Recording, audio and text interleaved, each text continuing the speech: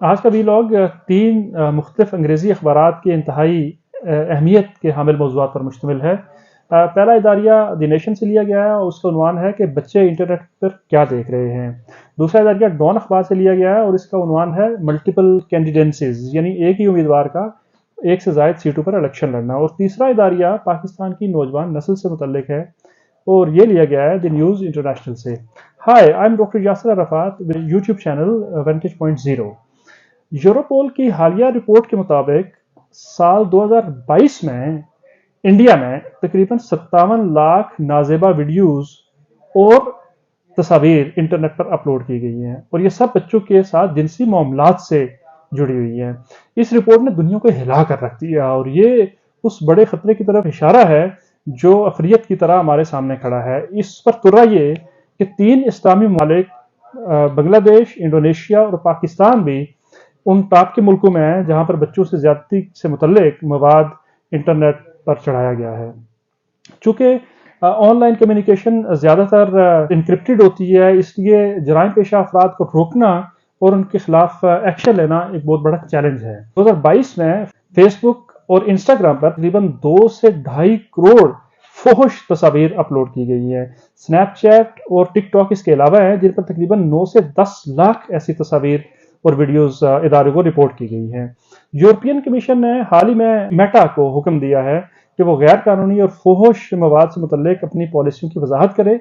یہ صرف کسی ایک ملک کا مسئلہ نہیں ہے بلکہ یہ پوری دنیا کا مسئلہ ہے، کیونکہ انٹرنیٹ کے کوئی بارڈرز نہیں ہوتے، لہٰذا اس کے لیے ایک عالمی ایکشن چاہیے۔ آن لائن چائلڈ ابیوز یہ تقاضا کرتا ہے کہ بچوں کو بہتر اور محفوظ مستقبل دینے کے لیے ایک عالمی تعاون اور ریگولیشن کی سخت ضرورت ہے، ورنہ جس طرح ہمارے بچے فزیکل ورلڈ میں اور فزیکل اسپیس میں خطرات میں گھرے رہتے ہیں، اسی طرح وہ ورچوئل ورلڈ میں بھی محفوظ نہیں رہ سکیں گے۔ دوسرا اداریہ جو ہے وہ ڈان اخبار سے لیا گیا ہے اور ڈان اخبار یہ لکھتا ہے کہ پاکستان کو سیاسی بساط پر فوری اور مؤثر قانون سازی کے ذریعے ایک امیدوار کو 2 سے زائد سیٹوں پر الیکشن لینے کا جو قانون ہے اس کی حوصلہ شکنی کرنی چاہیے اور ایسے قانون کو ختم کر دینا چاہیے۔ پچھلے برس P T I chief Imran Khan صاحب نے 8 سیٹوں پر بائی الیکشن لڑا تھا اور اس کے بعد یہ موضوع بہت زیادہ اہمیت اختیار کر گیا تھا۔ دنیا میں اگر دیکھا جائے تو بہت ہی حقیقت پسندانہ حل نکال لیے گئے ہیں، جیسا کہ انڈیا میں ایک امیدوار زیادہ سے زیادہ 2 سیٹوں پر الیکشن لڑ سکتا ہے، بنگلہ دیش میں ایک امیدوار زیادہ سے زیادہ 3 سیٹوں پر الیکشن لڑ سکتا ہے، اور برطانیہ جسے مدر آف ڈیموکریسی کہا جاتا ہے یا جسے جمہوریت کی ماں کہا جاتا ہے، وہاں پر 1 سے زائد سیٹوں پر الیکشن لڑنے پر مکمل پابندی ہے۔ لہٰذا ہم یہ دیکھتے ہیں کہ یہ نہ صرف الیکشن کی شفافیت بلکہ اخراجات کے حوالے سے بھی اہم سوال اٹھاتا ہے۔ ای سی پی یعنی الیکشن کمیشن آف پاکستان کے مطابق ایک بائی الیکشن پر کم از کم 2 سے 2.25 کروڑ روپے خرچ آتا ہے۔ یہ رقم ظاہر ہے کہ ٹیکس پیئرز کے پیسوں سے ادا کی جاتی ہے جو ان پر اضافی بوجھ کا باعث بنتا ہے۔ اس سے درمیانے طبقے کے امیدواروں کو بھی الیکشن میں حصہ لینے کا موقع نہیں ملتا کیونکہ ان کے پاس اتنے وسائل ہی نہیں ہوتے اور سیاست صرف امیروں کا شغل بن کر رہ جاتی ہے۔ سب سے عام بات یہ ہے کہ اس سے عوام کی اور ان کانسٹیٹوئنسیز کی حوصلہ شکنی بھی ہوتی ہے جن پر باقی کانسٹیٹوئنسیز کو فوقیت دی جاتی ہے۔ اس کے لیے نہ صرف سیاسی جماعتوں کو سیلف ریگولیشن کرنا چاہیے بلکہ آنے والی حکومت کو بھی اس پر مؤثر قانون سازی کرنی چاہیے۔ تیسرا اداریہ بہت ہی زیادہ امپورٹنٹ ہے اور یہ پاکستان کے نوجوانوں سے متعلق ہے۔ دی نیوز انٹرنیشنل میں یہ اداریہ چھپا ہے اور اس کے مطابق یو این ڈی پی نے اپنی حالیہ رپورٹ میں بتایا ہے کہ پاکستان میں نوجوان آبادی کل آبادی کا 64% ہے، یعنی 64%، یعنی 25 کروڑ کی آبادی میں نوجوان آبادی اگر دیکھا جائے تو 16 کروڑ افراد پر مشتمل ہے۔ ان میں سے صرف 6% اعلیٰ تعلیم حاصل کر پاتے ہیں اور 29% بالکل بھی کسی طرح کی تعلیم حاصل نہیں کر پاتے اور ان کو مواقع نہیں ملتے۔